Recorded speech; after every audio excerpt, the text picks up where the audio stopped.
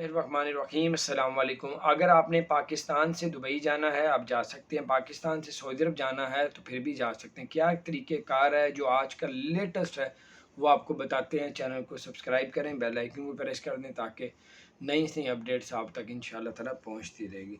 आपको सबसे पहले बताते चले कि पाकिस्तान से अगर आपने दुबई जाना है तो आपको अफ़गानिस्तान का वीज़ा लेना पड़ेगा या फिर जो है कीनिया का वीज़ा भी के थ्रू भी जा सकते हैं। अफ़गानिस्तान का वीज़ा लेंगे तो 14 दिन क्वारंटीना करना पड़ेगा अफ़गानिस्तान में, जिस पे ख़र्चा 14 से 20,000 रुपये आएगा। और आपको जो है फिर आपको अफ़गानिस्तान के बाद जाना पड़ेगा दुबई। तो उसके बाद अगर आप लोग जाना चाहते हैं सऊदी अरब तो इसी तरह अफ़गानिस्तान का वीज़ा लेना पड़ेगा। अफ़गानिस्तान का वीज़ा है कितने का वो भी बताते हैं आपको।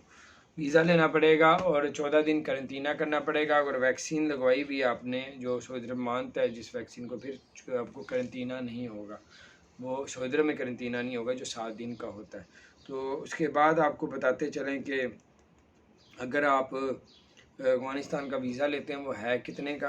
अफ़गानिस्तान का वीज़ा जो है वो एजेंट ले रहे हैं पैसे तकरीबन 35,000 रुपया ले रहे हैं। और अगर आप कहते हैं कि यार मैं 35,000 ज़्यादा है ख़ुद लगवा लें तो फिर आप इस्लामाबाद एम्बेसी में, जो अफ़गानिस्तान की एम्बेसी है, वहाँ पे चले जाएं तो वहाँ पे वो वीज़ा बिल्कुल फ्री है, कोई भी चार्जेस नहीं है। किस तरीके से होता है, कितने दिन लगते हैं, ये आप किसी एजेंट से पूछ लीजिएगा।